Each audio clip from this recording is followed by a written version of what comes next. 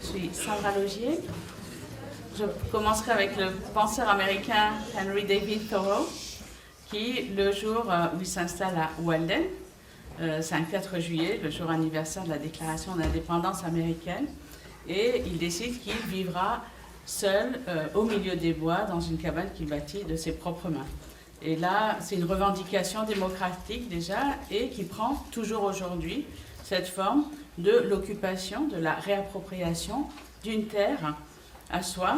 Et l'esprit de Walden, c'est l'esprit de l'indépendance et de l'installation, de la réappropriation d'un sol et de l'espace commun. Et c'est l'esprit du zadisme et des actions dont on parle. Et je dis action, pas mouvement. Je pense que le mot mouvement ne convient plus pour ce genre d'action, comme tout un vocabulaire politique qui est dépassé par toutes ces nouvelles formes politiques. Et donc, on n'a pas de lettre M avec mouvement, je crois, d'ailleurs. Donc, ah si, il y a. Bon. Je ne devrais pas.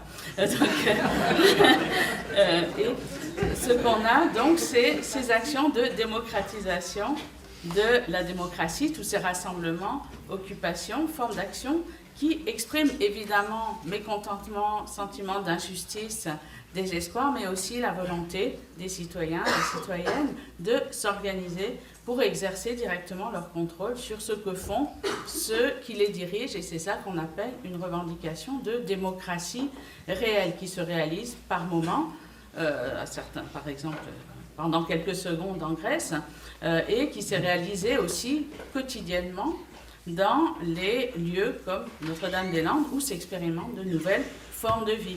Et il y a là quelque chose de nouveau, une exigence de démocratie, pensée moins comme forme de gouvernement ou même comme idée que comme mise en œuvre de la démocratie, comme forme de vie. Donc la démocratie, ça n'est pas un donné, ça n'est pas une institution, un régime politique, mais quelque chose à réaliser quotidiennement. Et c'est cela que font les actions de désobéissance, par exemple, et c'est ce que font donc les formes de vie à Notre-Dame-des-Landes qui expriment la forme de vie démocratique en donnant à voir et à entendre donc les problèmes qui sont aujourd'hui négligés et non entendus. Donc cette revendication de démocratie qui s'exprime dans ces actuelles zones de combat pour la démocratie aspire à créer un ordre politique qui permette à chaque voix de se faire pleinement entendre et à faire garantir la légitimité de tous les modes de vie adoptés par les citoyens. Et donc, on a une forme de vie politique qui respecte les exigences d'un pluralisme radical et d'égalité inconditionnelle et absolue des citoyens. Donc, dire que la démocratie, c'est une forme de vie, c'est non seulement dire que ce n'est pas seulement une institution, mais c'est aussi reconnaître que c'est dans des lieux tels que la ZAD qu'elle s'exprime, qu'elle se réalise et qu'elle met en pratique une méthode d'action politique qui se traduit par une organisation fondée, entre autres, par des décisions à l'unanimité, l'égalité de la parole, l'absence de chef. Et donc, pour citer maintenant Dewey après Wittgenstein, la démocratie, c'est une forme de vie, mais c'est aussi une méthode.